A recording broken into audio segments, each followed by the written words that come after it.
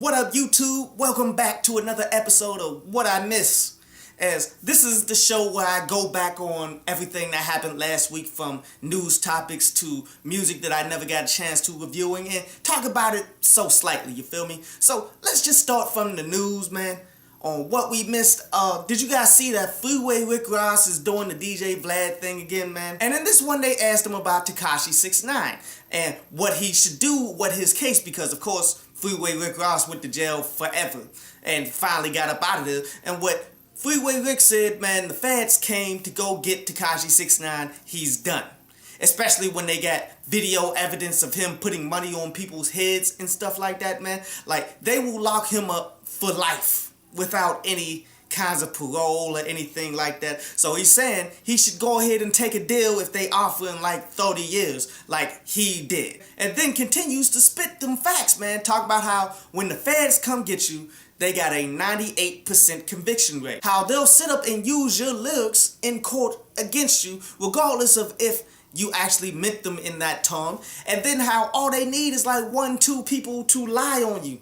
And then automatically, because they're the feds, people believe them. And then Freeway Rick broke it down on how, yeah, there's 8 people on the case. 2 of them are going to break. A good selection of those people didn't make enough money like the top people did, and they're going to get hit with years like the top people are getting. So that deal to break against everybody is going to happen for them. And this is all just facts, dude. Another news story that came out, man, is really looking at Juice WRLD, as people are claiming that he's the greatest freestyle rapper right now. And when I saw that, I instantly kind of chuckled to myself, but I gave him a chance. I went and watched his little freestyles and stuff, man, where he got a 21-minute freestyle, then he got another freestyle where they just kept grabbing stuff in the studio and putting it in front of him, and he kept rhyming with it, and it was kind of cool. I'm not going to hate on Juice WRLD, you feel me? Like, he's the freestyle rapper of what trap rap style is all about.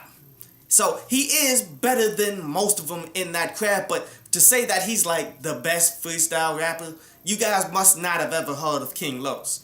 The guy who took what they was trying to do here, but took it to a whole nother level and made it a competitive thing, where he pretty much did, okay, you keep saying words and I will keep rhyming with them, and I bet you that you're going to say the same word twice before I mess up. And he won every single time, and he was more complex with his lyricism than what Juice WRLD is, but yet Juice WRLD is doing pretty decent. Like, if only this could translate into better songs. And to be real with you, I feel as though if he continues to work at this, he will become a better act. So I'm not clowning him. I'm happy to see that he has some kind of talent outside of what most of the commercial industry acts coming out are having. It's just he's far from being great at it. He's far from being the best out there. People really need to settle down on that. And the last bit of news I want to talk about, as this news story continues to go, even right now as we speak, man, is, did you guys see that Chris Brown got detained out there in France for an alleged rape complaint?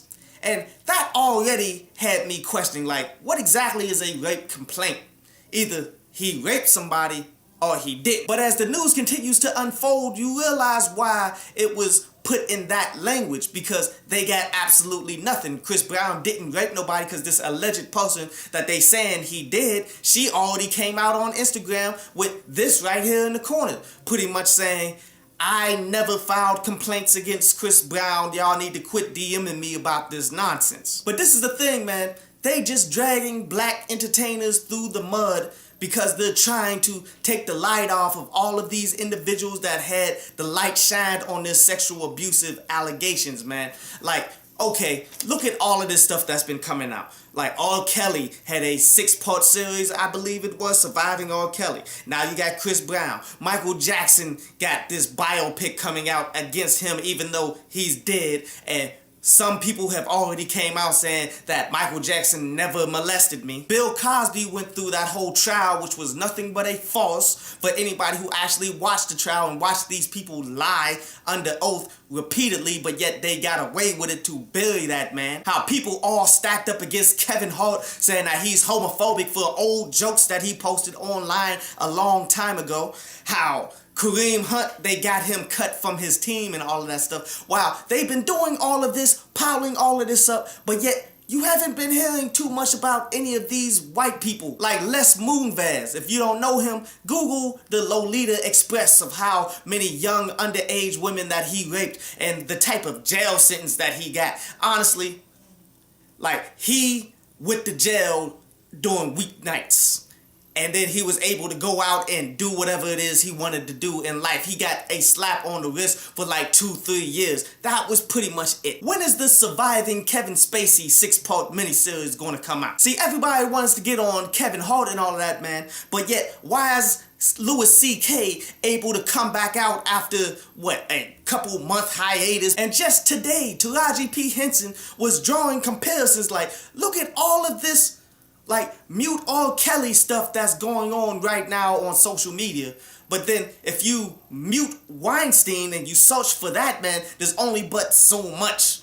You realize, like, this is all a racial divide. And all these people on Twitter are trying to cop pleas and talk bad about Taraji P. Henson for acknowledging this. A lot of you people don't realize that a lot of the cases that was lined up against Harvey Weinstein have been getting dropped left and right. Like, he's probably going to get away with a slap on the wrist. But yet, everybody is so hell-bent on, like, checking Taraji P. Henson for acknowledging the truth that all of this is racially based. But there's a bunch of songs that I definitely wanted to touch on as well that I missed out on from last week. Like, Logic's second song that came out on that Keanu Reeves EP, and that was the Broken People. As this wasn't even a new song, so I wasn't even feeling that bad about missing out on it. This came out in 2017. It was part of the Blight soundtrack. But yeah, this was an extended version. And this is another one of, like, Logic's non-lyrical type songs where it seems like he's trying to have a message talking about how we as a whole are broken people and all of that. But yet, when you diagnose the lyrics, he's not specifically saying anything. And that could have been, like, strategic because it's part of a movie soundtrack. Because you're being paid to add to a movie, not really, like, divide the individuals that's supposed to be coming out to watch the movie based off of critical thinking and all this. But yet,